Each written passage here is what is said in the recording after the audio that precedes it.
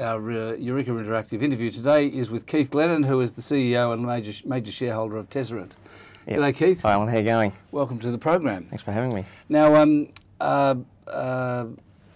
you've got an offer open at the moment. We have, correct? Yep. 20 cents a share. Yep. You're raising how much? $5 million? Between $5 and $7 million. $5 and $7 million. Yeah.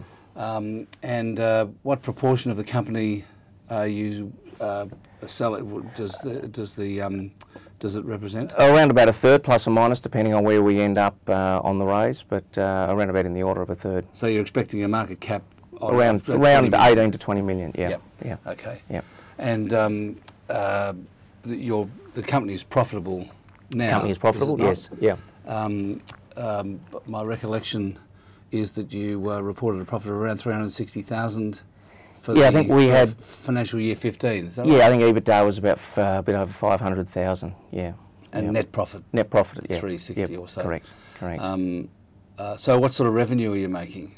On that, that was on a revenue of about $3.8 million, and the revenue in the business has been growing, but our focus over the last 3 years, I took over the business at the end of 2012, and the focus really has been on striking a balance between growing the revenue, which we've done modestly, but really focusing on product development, software development as well, and we're aware of the fact that there are a number of tech companies out there that are entirely focused at this stage on product development, which is an expensive process. We've tried to sort of strike that balance between generating revenue and continuing to do software development at the same time. So let's go back to the start.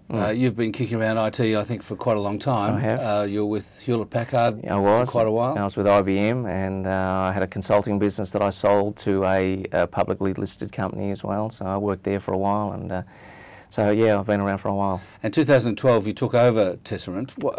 How long had the company been going at that point? Well, I actually started the company many years before that, about 10 years before that, and I sold out of the business. It was a managed security business, and it was focused on managing the infrastructure of our clients, but it was done on a proprietary platform that we didn't own.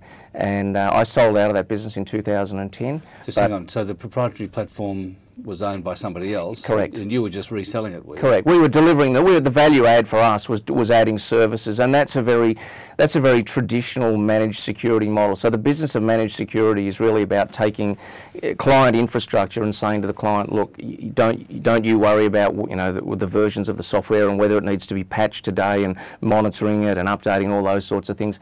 Let us do it for you. And managed security it's a growing business, but most managed security providers do what we did, which was to take a platform built by somebody else. It could be Cisco, it could be it could be any one of a number of product vendors, and in many cases it's products from many different vendors joined together, and a managed security provider would put a service level agreement on that and go out and deliver managed security to their customers. So that was the business that we were in up until 2010, and I sold out in 2010, and in 2012 the shareholders asked me to come back and say, well look, this is obviously a massively growing industry, but we're not really tapping into it at this stage, and we sat down and came up. Who'd you sell it to?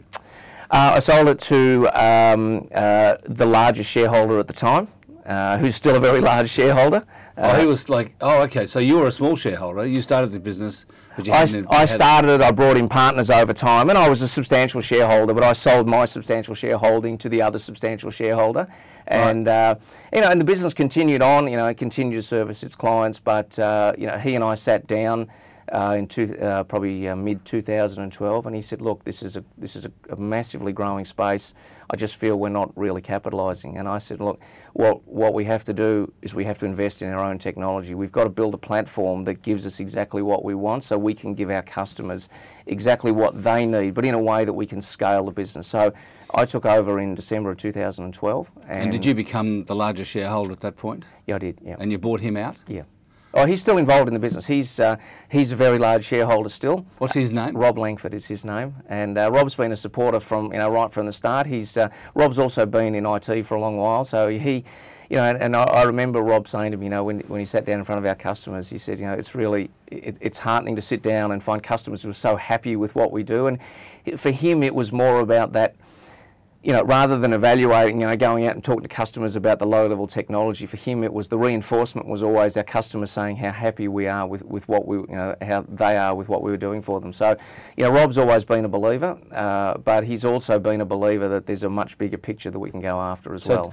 So just paint us a picture of the company in 2012 when you took it over. Yeah. What was it doing? How many customers did it have? And what was it charging for the service? Yeah, so it had, the business was doing a bit over $2 million a year at the time. It had, still had a good diverse range of customers, and I think the thing is that, the company over many years has built up a very strong trust relationship with its customers. Security is all about trust. You're never going to outsource anything, let alone security, to somebody that you don't trust. So, customers understood that we had a very strong team of people. But they also understood that we had a platform that, because we were reliant on a third party, we were often going back to them and saying, look, we'd love to be able to do the sorts of things that you're asking for, but we can't because we're beholden to somebody else who's providing the underlying technology. How many customers were providing that $2 million then? Probably around about 60 customers. So we've grown the customer base since then, but as I said, we've walked a line between we like to say we eat our own dog food, if you like. We've been about building something. We've taken the view, when I came back in 2012, I said to Rob, if we're going to do this, we need to make sure we can really grow the business. And we took sort of the Levi Strauss view of the world, in the sense that, we knew there was a gold rush going on. We knew that managed security was a rapidly growing business. Whilst we were out there digging for gold, we also wanted to be out there doing the equivalent of Levi Strauss selling jeans to gold mine. It doesn't matter, you don't know which one's going to find the gold nugget, but everyone's going to buy a pair of jeans. So our model was to say, we're going to continue to mine for gold, we're going to continue to service our direct customers, but also we're going to build a platform not only for our use, but we're going to build it in such a way that we can license it to other managed security providers and build a revenue stream from that. So that was the plan you cooked up in 2012 correct, with Rob? Correct, yeah. And so how long did it take you to build your own platform? And what sort of investment was required? Well, the investment is pretty substantial. We have a team of people building it here in Melbourne, and that's one of the things that makes us a little bit different, in the sense that, as I said before, most managed security providers would be sourcing technology from somebody else, and they're somewhat of a passenger. We're able to, oftentimes, we've had customers come in and say, I'm a customer of this big company, and they can be multi-billion-dollar companies, and they're incredibly frustrated by the fact that those products can't be made to work, not only by them as a customer, but often even by the very engineers that come from, often flown in to make these installations work. And we've had customers consistently tell us even the vendors can't make their own products work. So it's really refreshing for customers here to be able to know that software development is done here. And there are many verticals that we look after. Education in particular has its own specific needs. So we have a lot of education customers that talk amongst themselves and say, we'd really like you to be able to deliver these sorts of features, to do these sorts of things. And we've got that flexibility because we own the underlying platform. So that's always been our goal. I'm interested that you said we're building it. Have you not built it yet? Oh, we've absolutely built it. And how long did it take? Well, it's taken us 3 years. So you've just finished? Yeah, well, I guess the thing about software is that it's never finished. Yeah, yeah. And so it's going, and certainly in the security space, it's an evolving thing. There's no day on which we can stop and say we've solved the security problem. Security is largely a responsive game, as much as we all like to believe that we can predict what's going to happen. But I presume you had a bunch of the 60 customers that you had in December 2012. Yeah. You continued to service because you had to keep going, right? Yes. I presume you continued to service them with on the older platform. On the older platform, and then we migrated them. And across. when did you migrate them? Because at that point you'd have to say, although it's never finished. Yeah. There was a point at which you did migrate customers onto your platform. Yeah, we did, and we've taken a hybrid approach of building. The thing about the security industry is it's probably more incestuous than almost any other part of the IT industry. What you don't see when you go and buy a security product is that there are very, very few, if any, substantial vendors that would try to build anything themselves. So what we did is we sourced various components that in the course of 2013, we migrated our customers across from the old platform to our new platform that we were building. We also integrated technology that we were sourcing from companies like Cisco, from companies like Kaspersky and many others in the security space. We were bringing in best-of-breed components and rolling those out to our customers. But increasingly over that 3 years, it was about integration, and we've been able to increase the functionality, year on year, month on month almost, that we roll out for our customers. So, as I said, this is a very changing landscape, and it's a responsive thing in many senses. Customers expect us to be able to predict the future to some extent, and say, and we can do that. We can say these are the things that are going to be issues for you down the track. But much of the time, we're looking in the rear-view mirror and saying, these are the things that hackers have just done, and we need to respond to them. So it's a very iterative, ongoing process. I mean, that's true of all software development, but it's especially true in security. Tell us about how the business works. What exactly does a customer buy, and how and what do they pay? What they pay ranges depending on, we have a very simple charging model, and if we look at the history of managed security, managed security is something that's been around for a long while. So the company that I sold back in the early 2000s, I sold to a listed managed security company, and that company is now gone. In fact, that company is now ASG. But what we saw back at that time was that managed security was the domain of very large corporates. So it was government and large enterprise. We've seen it move down the food chain. So what we see now is much more of a variety of costs, and our model is about saying, unlike a lot of charging models, which would be per seat, what we look at doing is we're saying we're going to filter the traffic that's coming in and out of your company network. If you've got a small pipe, obviously it's cheaper to filter than if you've got a big pipe. So we ask our customers, how big is your internet pipe? What are the sort of features you want us to turn on? And what sort of backup response under the service level agreement do you want? Do you want to be able to call business hours? Do you want to be able to call extended hours? Do you want to be able to call 24/7 and have an expert available, on tap to make changes and to respond to things for you? So what we charge can range from, in the smallest case, it could be literally down to be a few hundred, $500 a month for a small accounting firm, up to, 5 figures a month for a larger enterprise. And when you say the size of your pipe, I mean, you're just talking about the amount of data that's coming in and out of that. Yeah, that's generally a proxy for the amount of horsepower, if you like, or compute power that's going to have to be applied. And it depends on the company's policy. So, what we find is that, a few years ago, what we would see is that, if you got on your internet browser and went to a website, if you looked across what you'd done throughout the day or what your company had done throughout the day, maybe 5% of the traffic would have been encrypted. Now, for a lot of our customers, north of 35% of the traffic is encrypted. So we've got to bring more compute power to the table to be able to say, if you want us to be able to analyse that encrypted content for you, we've got to be able to break it apart, we've got to be able to analyse it, we've got to be able to reassemble it. And those sorts of tasks, as the ground shifts under our feet, we need to bring more, compute power to the table for our customers. Historically, that has been done and this is why managed security is a really nice fit now. If you look at the managed security business is growing because the complexity is so high, but also because we're in a very dynamic world. So customers that might have had a 10 megabit per second pipe to the internet will now go to 100 megabit per second. And we routinely see customers 500 megabits, a gigabit per second connection to the internet.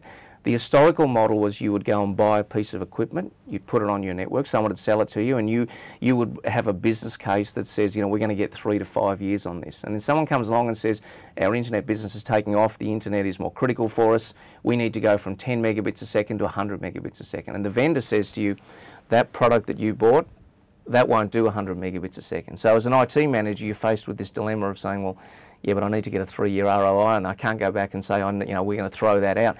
The thing about managed security is that it's about outcomes. So what we do as our customers' businesses grow, we can grow with them. But the big disruptor at the moment is cloud.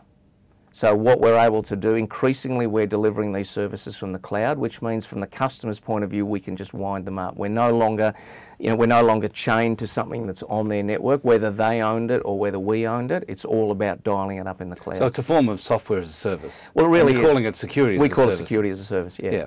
or otherwise MSSP. Managed Security Services Provider, and that's the more generic term, and I guess security as a service is really that's the way we position it to our customers. And so what you're being paid is operating expenditure rather than capital expenditure. Yeah, it's a combination of things, and nobody these days seems to like capex, and the OPEX model seems to resonate a lot more. So we're able to go to customers and say, look, instead of you buying some expensive piece of equipment that goes onto the balance sheet that you now own, you've got to manage, you've got to update, you've got to pay maintenance on it, you've got to do all the work around, you've got to configure it and keep it up to date.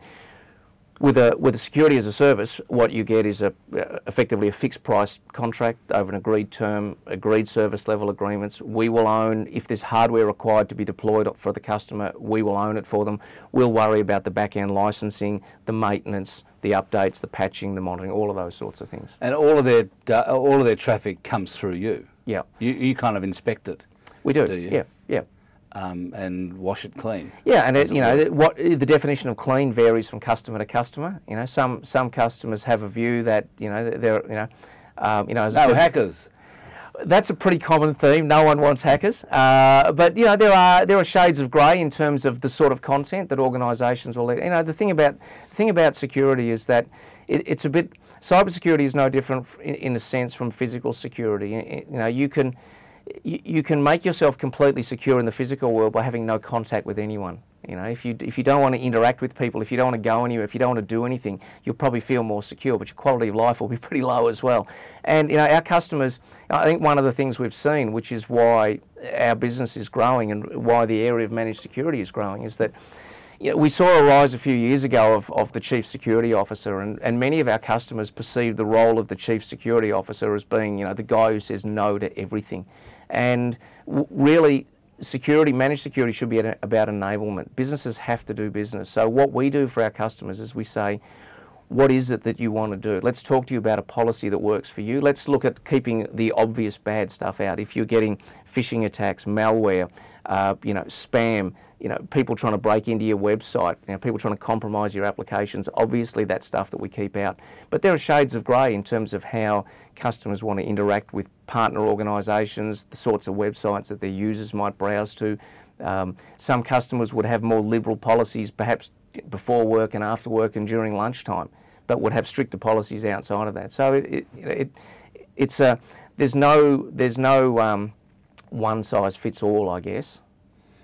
Is there an element? I mean, I was reading your prospectus and just the interesting things that have been going on.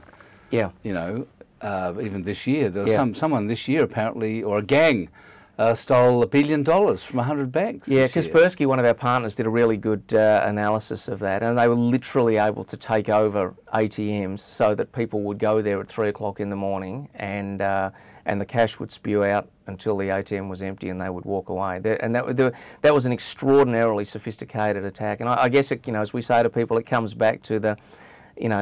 People say, but why do hackers do this? And we say, well, it's the same. Think about, it's the why does Jesse James rob the bank? Because that's where the money is, and and it's as true today as it ever was. These days, though, you don't have to get up off your couch to do it. I know, that's a beautiful. Imagine getting the ATM to spit out money until it's empty. That's a magnificent that's pretty impressive. But is there an element in your business, because you hear about in the US how every time there's a mass shooting, which is quite often, the gun shops sell out, because everyone goes and buys a gun, which is not. Black Friday was apparently 185,000 applications for background checks for gun registration on the Black Friday shopping day from 2 weeks back, the most in US history on any one day, and that is a direct response to the fact that it's a cycle of fear, unfortunately. And so you probably, what I'm saying is you benefit, I guess, from the disclosure of big hacking attacks. Look, it's interesting. We've been perceived, I guess, for a long while as the guys in the tinfoil hats running around saying, the sky's going to fall in, you need to do something about it. And I have to say, 15 years ago, the business that I sold to the public company I mentioned before, back in the early 2000s, was a reflection of the fact that they were going to customers talking about security, but the customers were not aware of the fact there was a problem. We ran a security consulting business, and our job was to go in and demonstrate to customers that they had a problem. Now, problems are different. You know, if you're a small accounting firm versus a multinational, then, you know, your definition of a problem varies. But at that time, not many organisations felt there was a sufficient problem to do anything about it. And it's all about now understanding risk. And I don't like to be that guy who sort of, you know, revels in bad news, but I mean, the reality is, you know, the 6 o'clock news is, I did a presentation with KPMG in Hong Kong a few weeks ago, and, you know, I made the observation in this presentation that the South China Morning Post is never going to come out on the front page and say, today these banks were not hacked. You know, it's newsworthy if something goes wrong, and it is, you know, it is, I guess in one sense it's good for business, but really it's good overall for people to start thinking about it. I would have thought you'd done pretty well out of that Bureau of Meteorology hack that took place, was it last week? Yeah, last week, yeah. And, you know, it's interesting, people say, well, who would care about weather data? But, you know, you think about it, you know, we've got a high-level delegation across negotiating with countries that, you know, emerging economies that are saying, you know what, a lot of countries in the West have been, you know, polluting us for years, growing their economy, and all of a sudden we've all decided to turn around and have a conscience about that just as we're catching up. You could understand how there would be countries that say, you know what, we'd really like to get some data on what's going on in your environment right now, and breaking the Bureau of Meteorology might be a pretty good way to do it. Is that what you're saying that was about? I think that's as credible an explanation as anything. But I think, you know, also, I think we're past the days. What we used to see was hacking was sport, but now it's generally about financial gain. There would be a motive for that, and that would be a very sophisticated attack. That was not somebody sitting at home, you know, just accidentally breaking into the Bureau of Meteorology. You know, there's a reason behind most of these things. Could you have prevented that? It's difficult to say. You know, we don't have a lot of data, and the federal government and, you know, and the Bureau of Meteorology are not going to make much information available about how the compromise was done. You know, and look, a lot of people say to us, "Can you prevent? You know, if we engage you, can you prevent us from being hacked?" And we sort of tongue-in-cheek say to our customers, the only way that you can prevent a cyber attack is disconnect from the internet and fire all your staff. Because the reality is, you know, it's sort of a dilemma. You know, we spend, as we grow businesses, we want to tell we like to build a culture of can-do, of cooperation, of, you know, and a lot of hacking preys on the fact that the best path to a hack starts out with social engineering. It's about attacking the weak point, which is often the people. And, you know, people who've been told for years this is a culture of being helpful are often only too keen to be helpful to help somebody. Accidentally, they're helping them. You know, they're yielding information that helps somebody break into a network. But in something like the Bureau of Meteorology hack, that would have almost certainly been done remotely. I'm speculating, but, you know, it's as I say, we don't know a lot about that. But, you know, we can look at, you know, as we're fond of saying to our customers, the only thing we learn from history is that we learn nothing from history. We watch people being breached the same way over and over and over. And we describe security as long periods of boredom punctuated by moments of sheer terror. And it's often not that sexy. You know, oftentimes we're getting involved with, you know, whether it's you know, we've been called in by the police, you know, sometimes the federal police, to get involved in forensics and analysis of, you know, what's happened in a company. Most of the time, what we do is quite procedural. It's about looking and making sure that our customers are patched. It's about analysing the logs. It's about correlating events. It's about, you know, doing the belt and braces things, and it's those sorts of things that the customers generally don't do very well themselves. So if you look at the thing about security, is it's probably more snake oil in security than any other part of IT. But there are some very good products. But if we look at things like the Target breach, for example, you know, Target had reportedly gone and spent millions of dollars on a shiny new piece of technology that would have had their focus for a short period of time, no doubt. But once that gets boring, it sits in the corner. And it was, apparently, the vendor says it was generating all the alarms that had anybody looked at it, they would have realised that credit card data was leaking out. But nobody was looking. You know, if you think back to the days of car alarm, when we first had car alarms, you know, if someone's car alarm went off, everyone would look around and say, wow, that, you know, what's going on? Now you could walk through a shopping centre car park, there could be 10 car alarms going off, no one pays any attention. And security becomes a bit like that. So if we look at, the thing about the Target breach is that, you know, we've seen a change in attitude. It used to be people would sort of smirk and point and say, look at them, they got hacked, you know. They're obviously doing something wrong. Now it's very much there, but for the grace of God go I. So the guys at Home Depot, for example, were probably breathing a sigh of relief when they saw that it was Target that got compromised. And that was, you know, north of $100 million of damage to Target. There's still talks of class action. They've just settled, I think, with MasterCard paying a very, very substantial fine. You know, that's going to be ongoing, and that's hundreds of millions of dollars overall impact. But the guys at Home Depot months later got hit with the same thing. You know, as I say, the only thing we learn from history is we learn nothing from history. We are getting some questions from the audience, which we'll need to get through. Rod says, what's the size of the customer base? Customer base across, one thing we haven't touched on, that's a good question, because one thing we haven't touched on, we've talked about our existing customers, and you know, in Australia we have around about 90 customers. Globally, we have about 190 customers, and what we've done is, when I took over, as I said before, you know, we decided to take the Levi Strauss model. This is a massively growing industry. Gartner tells us by 2019 this is a $27 billion a year industry. It's the fastest growing part of IT, and it's the fastest growing part of IT security. So what we decided is that we're not going to be able to go out and service all those customers directly. So what we're doing is we've built a platform that we can license to partners who are also delivering security as a service. So many of the customers that we're bringing on now are through those channel partners. So we obviously don't make the same kind of revenue because we're not dealing with those customers directly. But we've been able to, you know, to more than double our customer base since I took over the business as a result of being able to license that technology. So in the UK, for example, we have a partner who's brought on about 70 customers, and they have customers, you know, EPL football teams. They've brought on Pizza Hut. They've brought on Pizza Hut's parent company, Yum Foods. Financial services customers. In Hong Kong, we have a nice range of financial services and other customers as well. We have a good range of customers in South Korea. So we've been able to do that by licensing our technology, and that's really where we see a lot of the growth in the business. What type of client will you be targeting post-listing, says Ken? We have a really good mix of clients at the moment. The nice thing about security is that it doesn't discriminate.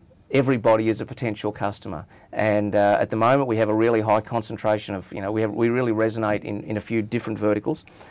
Local government, we're very strong in. High-end education, we're very strong in. Retail, we're very strong in. Manufacturing, services. So we will continue to go after those vertical markets where we have strong reference bases. And as I said before, this is a business of trust. So, you know, it's much easier to sell where there's already a base of customers who can say, we use Tesserent, we trust them, they deliver an outcome. We'll continue to do that. But really, the scale in the business is, and this is why we're doing the IPO, the scale in the business is to get access to the much larger customer bases that we can't target directly as quickly as we could by partnering. So we're in discussions. We've had approaches from telcos, from carriers, from ISPs who've said, you know what, our firstly, we're in a race to the bottom because we're delivering what customers consider to be commodity network services, and it's pretty much a lowest price wins game. Not always, but that's how a lot of providers see it. But a lot of their customers are saying, but what can you tell me about security? So there's a natural fit for us to be able to partner with those sorts of organisations. So the customers of ISPs, telcos, carriers, system integrators, network providers, they're our customers. What are the potential revenue implications for mobile security, do you think? Well, there's no doubt that mobile is a massively growing area, and you know, more and more content is accessed on mobile. We're starting to see some really interesting malware on mobiles now. We saw the rise of BYOD a few years ago, and that certainly presented its challenges. So bring your own device. So and that was as much, you know, again, I said before that, you know, the chief security officer's role was often perceived to be that of, you know, the guy who's been hired to say no. You know, what we saw was boards turning, you know, board members would turn up and say, yeah, but I want to get my iPad on the network, and, you know, you've got to find a way to do that securely, and more staff are turning up, and, you know, especially in education environments where the school will say to a family, you need to arm your students, you know, your children with laptops and iPads and those sorts of things, bring them onto our network, we've now got to manage them securely. So mobile is obviously going to continue to grow. You know, we've seen some really interesting malware on mobiles as well. We've seen malware that's designed to, if you're visiting perhaps a site that we might deem and we might call salacious, there's malware that is prepared to record your visits to those sites, turn on the camera on your mobile device and film you doing who knows what while you browse the internet, and then turn around and use that to blackmail you as the owner of that device. We're already seeing that sort of malware out there. Heavens above. I will leave it to your imagination to think about the sort of video that they might be capturing. Goodness gracious. Another one says, do you know who the current go-to security management firm is for the big banks and multinationals? Look, it varies. Big banks and multinationals have a very different view. Big banks are typically not our target market. We've done work for the banks over the years. We certainly do work in the financial services sector. The big banks here, managed security is a growing area because it's a 24/7 problem, and most organisations can't justify 24/7. Banks are a little bit different. Banks are already geared for this. So large banks and some large enterprises, or I'll give you an example. A few years ago, we did some work for one of the big four banks. They were rolling out their new internet banking application. And they said to us, look guys, we've already done 4 security reviews. You guys are the 5th. It's somewhat of a rubber stamp exercise. We just need to get through this. We're going live in 6 weeks. We just need you to give us a clean bill of health. We got excited about all the things we could do. And they said, no, don't get excited. Just spend 2 weeks and write a report for us. So we started on the Monday morning. On the Monday afternoon, we called them up and said, you better come and have a look.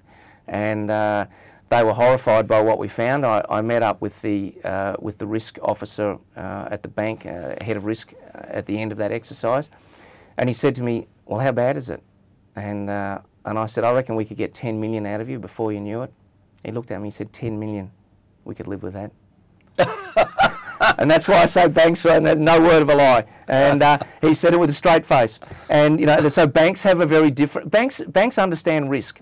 But humans are not very good at understanding risk. But people think banks are horrified by credit card fraud. It's just a cost of doing business. The consumer pays in the end. It's just banks understand that you can't mitigate risk. The only way you can mitigate risk is to close your doors. So it's all about that risk versus reward. Banks tend to either do a lot of it themselves, but there are historically managed, as I said before, managed security has been the domain of the top end of town. It's been difficult for the mid-tier to get access to those kind of services. So there's IBM and CSC, Verizon, AT&T, British Telecom. There are those sorts of big global organisations that have hawked their wares in the managed security space very successfully over the years. But really, the growth we're seeing is the middle market saying, you know what, we've got the same kind of risk, possibly not the same kind of scale, we've got the same kind of issue. So what we've done is built a platform that makes it commercially viable to roll out a solution for those customers. Because the historical model it's what managed security providers historically employed what we call the Noah's Ark model. They ended up managing a couple of those and a couple of those and a couple of something else. And it's difficult to do well. You end up delivering a lowest common denominator service. So our approach was to build a consistent platform that allowed us to deliver in scale. There are some customers who'll come to us with a very unique requirement, and they'll say, I want you to do this. And sometimes we'll say no, because for us, it's about scaling the business. It's not about compromising our platform and going off in 15 different directions. It's about charging down the highway and not getting distracted on some of the branch roads. Final question from Paul. How often do you think companies simply ignore monitoring of their security systems? And do you do the monitoring for your clients? We do the monitoring for our clients, and unfortunately clients ignore. As I said before, it's often not the sexiest thing in the world. In IT, we often get fascinated by the new shiny thing that's come along, and it's that we tend to focus as not just in IT security, but just as humans. We often get caught up focusing on the urgent rather than the important. But one day things become both urgent and important at the same time. So a lot of what we're doing is quite boring. We're doing the things that we know our customers won't do a good job of. We know this year already there have been over 5,000 different software vulnerabilities disclosed. It's very difficult for an organisation that's a retailer or in hospitality or in financial services to justify keeping people engaged, trying to engage them 24 hours a day, 7 days a week, to analyse every single one of those 5,000 announcements about software vulnerabilities and say, does that apply to us or not? And if so, then what do we need to do about it? Should I be looking through our logs for any kind of anomaly? And the other thing is that we're very open with our customers. We say to our customers, strangely, and this is a message which is different from that many managed security providers have put in front of their customers. We say to them, there's nothing we do for you that you couldn't do yourself. But why would you do it yourself? You know, you can mow your own lawn, but, you know, Jim's mowing, that's a great business right there, because if you work out what are the, you know, people want to spend their time, and organisations want to spend their time on the things that are their core business, where they get the best bang for buck. And, you know, for us, a lot of that grunt work is the equivalent of just mowing the lawn. The weeds come up, it's just got to be dealt with. It's not very exciting. But you know what? Some people want to tinker with the lawnmower and get grease on their hands, and, you know, and they'll go and do that. But most businesses, you know, as they're growing, say, you know what? We just want to focus on our core business. We want to stay safe. There's legislation coming in that says, you know, maybe you've got health data and private data and financial data. That means that, you know, you've got to be aware of the legislation that will impact you in terms of how you store that data and how you manage it securely. So there's a lot of risk for business if you just take that laissez-faire approach and say, look, it'll be nothing appears to have gone wrong.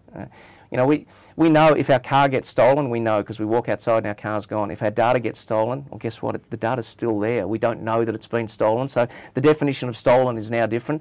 There can be things going on all the time. So, you know, we used to say this is like trying to find, often it's like trying to find the needle in the haystack. But as someone said to me recently, it's more like trying to find the needle in the needle factory. That's how difficult it is. Well, Keith, we've run out of time. It's been terrific talking to you. Thanks, Alan. I've enjoyed it. Everybody, thank you for participating today. Tesserent is got the offer open at the moment. I think the offer is open until February. Is that right? It's open until the 5th of February. We at this stage we're planning on closing it early, but the published date says we'll close on or before the 5th of February. So you won't join the list until then, probably. Look, we'd like to get out earlier if we can. The interest has been really, really strong. So one thing I meant to ask you is how the 5 to 7 million that you're raising. How much of that's going to you? Anything at all, or is it all going into the business? Absolutely zero is going to me. In fact, not only is none of that money coming off the table, I'm also investing at the issue price. So Rob Langford and I have between us, and Rob, the majority of this, have subscribed for $600,000 at the IPO price. Right. Another $600,000 on top of what we've already invested. So Rob's done that, or you have as well? Jointly, we've both done it. Oh, okay, so we're certainly not taking money off the table. In fact, you're putting more money on the table. We're getting $600,000 back in at the same price as we're going out to new investors coming in. So as I said before, we eat our own dog food. We believe that this is a hot space to be in, and we're putting our money where our mouth is. Well, there you go. It's very good to know. Thank you very much, and thank you. See you later.